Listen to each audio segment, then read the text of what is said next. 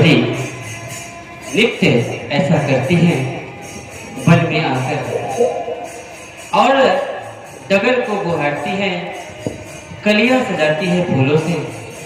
हमारे राम आएंगे, हमारे प्रभु आएंगे, नित्य प्रतीक्षा करती है। अच्छा, भगवान आज के लोग कहता है कि भजन करने से क्या होगा।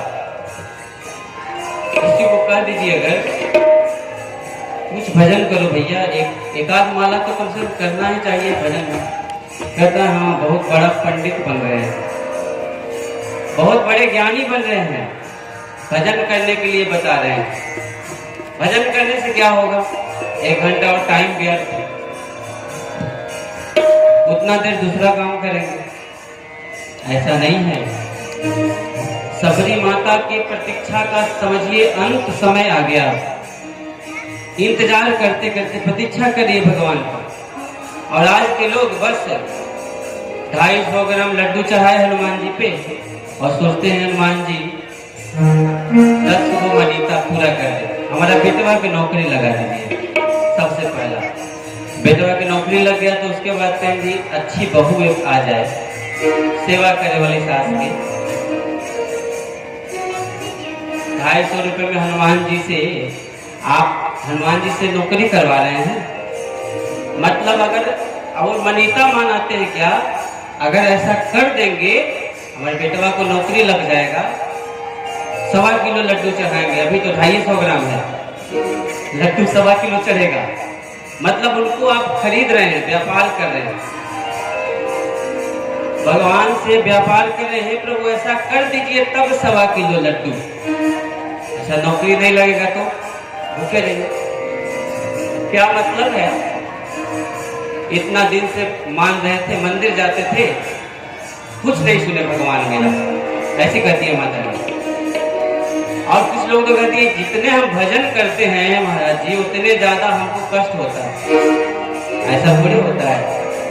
भजन करने के बाद भी अगर कष्ट हो या भजन के बाद आपको भोजन की कमी हो, समझ जाइए भजन में कहीं कमी है, भजन ठीक से नहीं हो रहा है।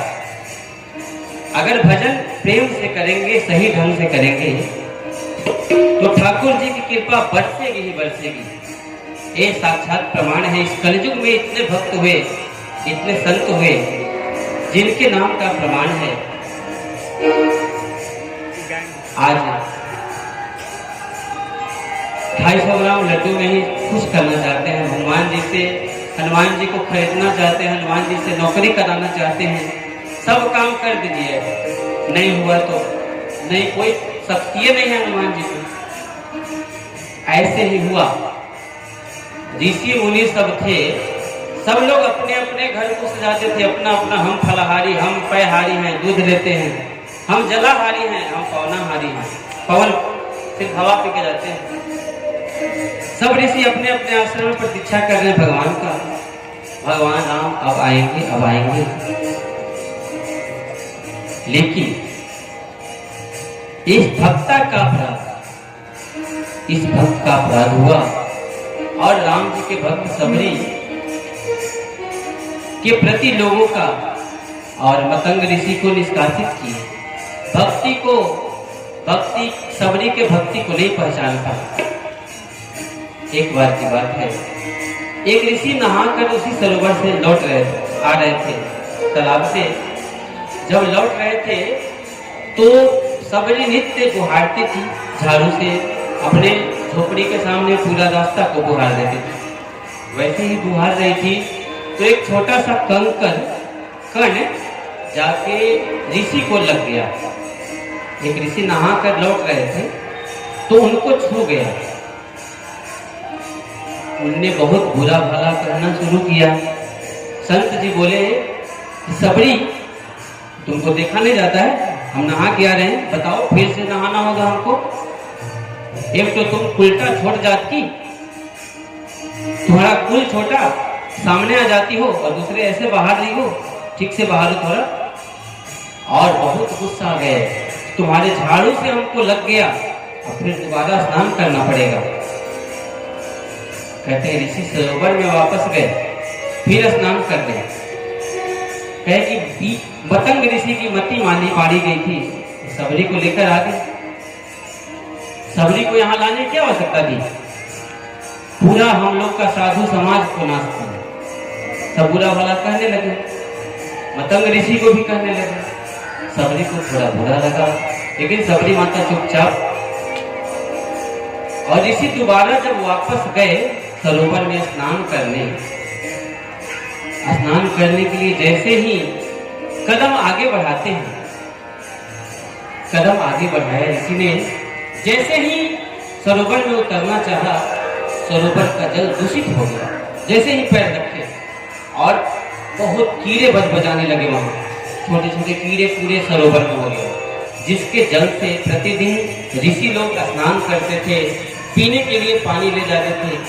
वो जल अशुद्ध हो गया, दूषित हो गया, उसमें कीड़े बजाने लगे। सभी ऋषियों को बहुत चिंता होने लगी, अब क्या होगा।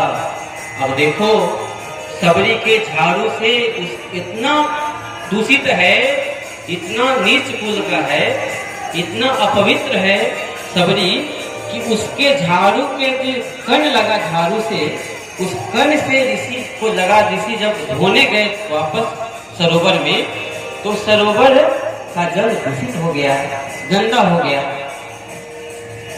कहते हैं कि सरोवर अपवित्र हो गया इस सबरी के कारण। सब ऋषि तरह तरह की बातें करने लगे, बोले कि राम जी तो जरूर आएंगे। तो राम जी अहिल्या को ताड़ दिए हैं, सबका उद्धार किए हैं, तो हमारे सरोवर को भी उद्धार करेंगे। उनसे कहें कि हमारे ये सरोवर में थोड़ा पैर रख दीजिए प्रभु, थोड़ा शुद्ध हो जाए जल। और राम जी आएंगे तो हमारे यहाँ आएंगे।